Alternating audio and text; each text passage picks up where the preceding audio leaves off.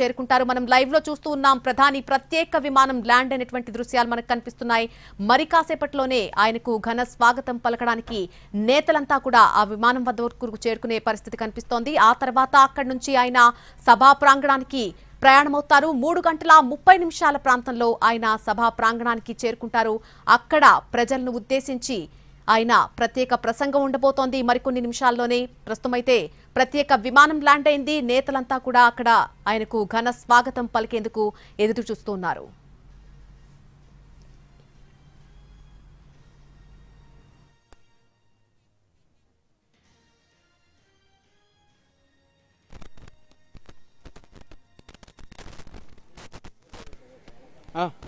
ఇప్పుడైతే మాత్రం ప్రధానికి సంబంధించినటువంటి ఏదైతే ప్రత్యేక విమానం ఉందో ఇప్పుడే చేరుకుంది గన్నవరం విమానాశ్రయానికి వచ్చినటువంటి విమానంలో నుంచి కూడా ఇప్పుడు ప్రధానిని రిసీవ్ చేసుకోవడానికి మొత్తం ఎంపీలు, ఎమ్మెల్యేలు, అలాగే ఎమ్మెల్సీ అందరూ కూడా చేరుకున్నటువంటి పరిస్థితి అయితే ఉంది. ఎవరైతే స్థానికంగా ఉన్నటువంటి నేతలు ఉన్నారో వాళ్ళందరూ కూడా ఇక్కడికి వచ్చారు.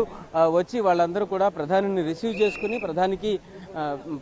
ప్రధానికి కావాల్సినటువంటి అన్ని రకాల జాగ్రత్తలు ఏర్పాట్లు చేసినటువంటి పరిస్థితి అయితే ఉంది. ప్రధానిని రిసీవ్ చేసుకున్న తర్వాత ఒక 5 నిమిషాల తర్వాత అంటే ప్రధాని ఏదైతే హెలికాప్టర్లో బయలుదేరి వెళ్లాల్సినటువంటి పరిస్థితి ఉంటుందో ఆ హెలికాప్టర్ల వద్దకు కూడా తీసుకువెళ్తారో అక్కడ ఈ లోపు ప్రధానితో అటు ఎమ్మెల్యే సిద్దినా చౌదరి, అలాగే ఎంపీ సీఎం రమేష్, అలాగే పాకా రమేష్, పాకా సత్యనారాయణ ఇటీవల ఏదైతే రాజ్యసభ ఎంపీగా అవకాశం ఇచ్చారో ఆ పాకా సత్యనారాయణ కూడా వచ్చినటువంటి పరిస్థితి అయితే ఉంది. విష్ణుకుమార్ రాజు, అలాగే ఆదినారాయణ రెడ్డి ఇలా ఎమ్మెల్యేలు కూడా వచ్చారు.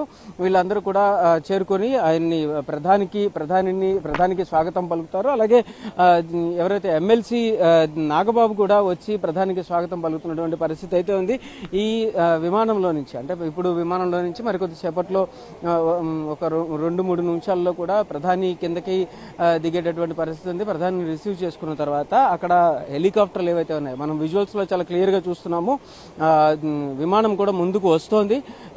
ఏదైతే ప్రత్యేక విమానంలో ప్రధాని గన్నవరం చేరుకున్నారో ఆ ప్రత్యేక విమానం ముందుకు వస్తున్నటువంటి పరిస్థితి అయితే ఉంది.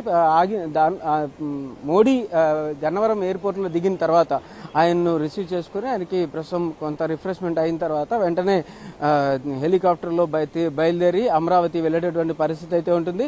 ఇప్పటిదాకా అంటే చూడొచ్చు ప్రత్యేక విమానం ఇప్పటికే చేరుకుంది. గన్నవరం ఎయిర్పోర్ట్ లో అయితే చేరుకున్నటువంటి పరిస్థితి అయితే ఆ విజువల్స్ అయితే మనం చాలా క్లియర్ గా గమనిస్తున్నాము. ఆ విజువల్స్ కూడా వస్తున్నాయి.